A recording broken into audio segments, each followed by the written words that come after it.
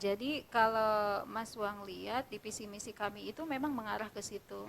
Bagaimana infrastruktur, saya sering sampaikan, infrastruktur yang akan kami bangun ada infrastruktur yang mengarah kepada kantong-kantong ekonomi. Oke. Tidak boleh ada infrastruktur mercusuar, itu akan sangat kami haramkan dan kami sudah berikrar dengan Pak Cendra. Kebetulan yang menjadi salah satu penyebab kami bisa bersatu itu ya karena itu kami punya pandangan yang sama bagaimana kondisi masyarakat, para petani, para nelayan itu harus sejahtera.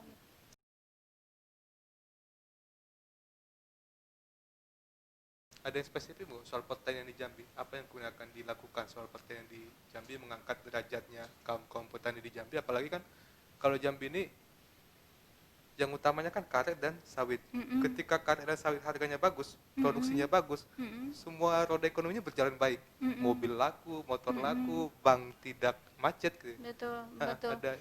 Pasti pemerintah dalam hal ini pemerintah daerah harus ikut campur ya, dan itu harus dilalui dengan regulasi-regulasi yang nyata berpihak kepada mereka. Harus kontrol setiap hari tentang pergerakan harga karet, harga sawit. Jadi tidak boleh leha-leha, tidak boleh sampai kepala dinasnya miss loh. Nah Oke. itu yang saya pernah lihat ada kejadian kepala dinas yang miss nggak tahu harga karet walaupun even single one day itu nggak boleh gitu Iya. karena itulah tugas dia gitu kan.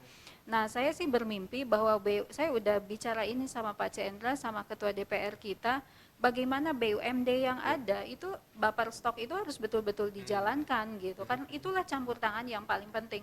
Iya. Saya pikir tidak masalah lah bagi kita kemudian meng-hire direksi, direktur dari BUMD yang handal tapi Iya. biayanya tinggi, it's okay, nggak masalah karena hasil yang ada itu akan Iya. jauh lebih baik gitu. Ini Oke. kan inilah tugas kita pemerintah gitu kan untuk bagaimana mensejahterakan masyarakat Jambi yang notabene sebagian besar adalah petani gitu. Iya. Jadi bagaimana saya sendiri insya Allah jika memang diberikan kepercayaan amanah ridhonya Allah menjadi wakil gubernur ini, maka yang akan menjadi sangat perhatian kita adalah masalah pertanian.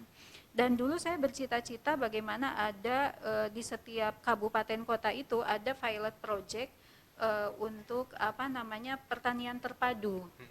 Jadi waktu itu yang saya coba betul-betul genjot saat itu, walaupun saya hanya sebatas itu, maksudnya saya bukan bagian dari pemerintah saat Iya. itu di PKK, yaitu di KTM-nya Tanjung Jabung Timur, Kota Terpadu Mandiri. Iya. Bahkan saat itu saya sampai usul sama Pak Gubernur saat itu, diundang dong saat ulang tahun Jambi salah satu dirjen yang mengurusi masalah itu, karena saya betul-betul ingin menjadikan KTM itu berhasil menjadi contoh karena masyarakat kita itu harus leadership by example, Iya. nggak bisa hanya dengar cerita, mereka Betul. harus pakai teori itu, lihat langsung, oh kejadian seperti ini, barulah mereka kemudian akan melakukan hal yang sama di tempatnya gitu.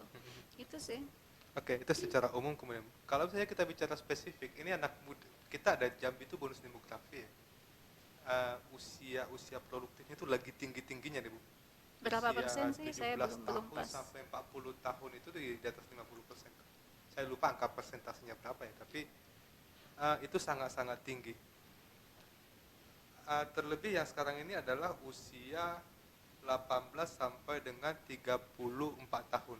Mm-mm. Itu yang memang sangat menguasai informasi, sangat menguasai pasar, punya keinginan yang tinggi. Mm-mm. Kalau Ibu punya program apa nih untuk anak-anak muda ini, Bu? Untuk anak-anak muda di Jambi? Iya, jadi saya sama Pak Cendra itu akan melaksanakan nantinya program untuk milenial itu di semua bidang tentunya. Jadi di bidang pertaniannya kita menginginkan ada yang muda yang bertani.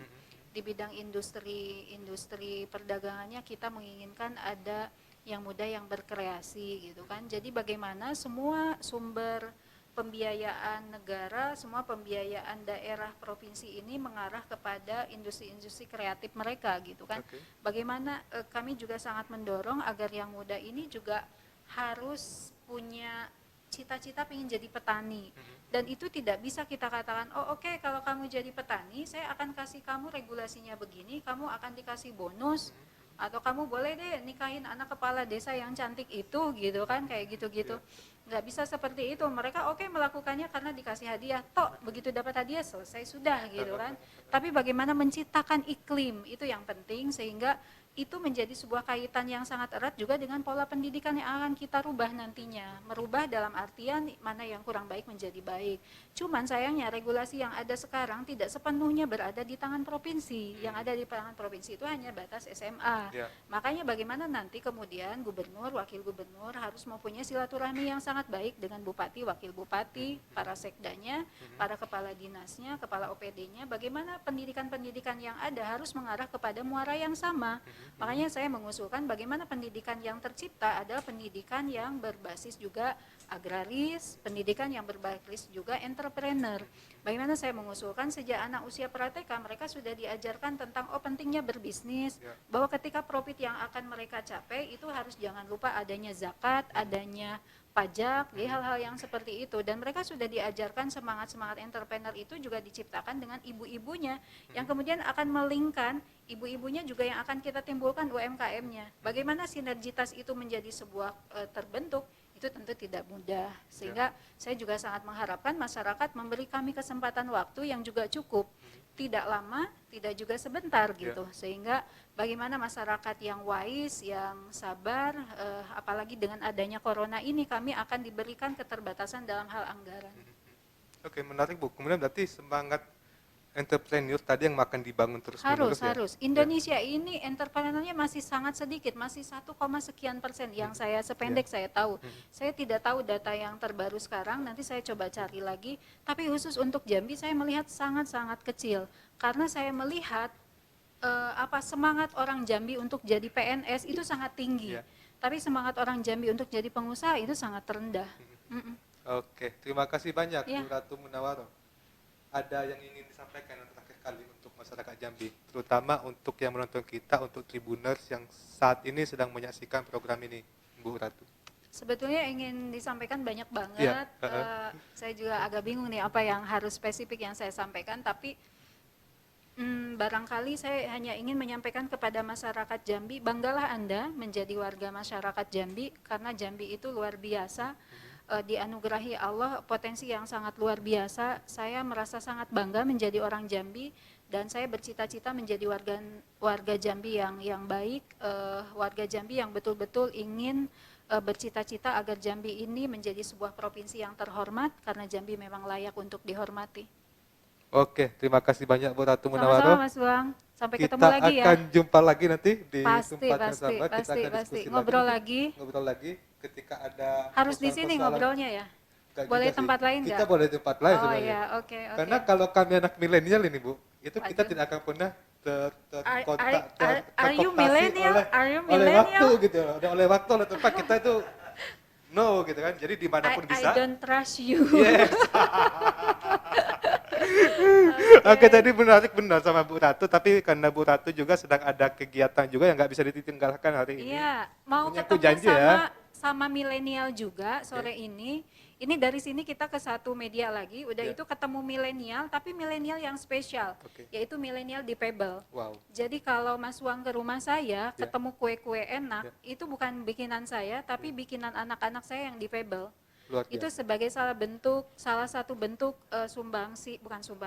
salah satu bentuk dukungan saya kepada mereka, bukan bahwa masalah kue mereka laris laku untuk kita beli, tapi saya support mereka bahwa mereka itu sangat berarti untuk Jambi. Ya, terima kasih banyak Bu sudah memperhatikan kaum difabel. Sama-sama. Kami berharap juga yang lain akan memperhatikan itu. Equal right for everyone. Terima kasih banyak. Ya, makasih. Terima kasih Tribuners. Sampai jumpa di kesempatan lain lagi bersama saya dan juga tamu undangan yang spesial lainnya. Sampai jumpa. Wassalamualaikum warahmatullahi wabarakatuh. Waalaikumsalam warahmatullahi wabarakatuh.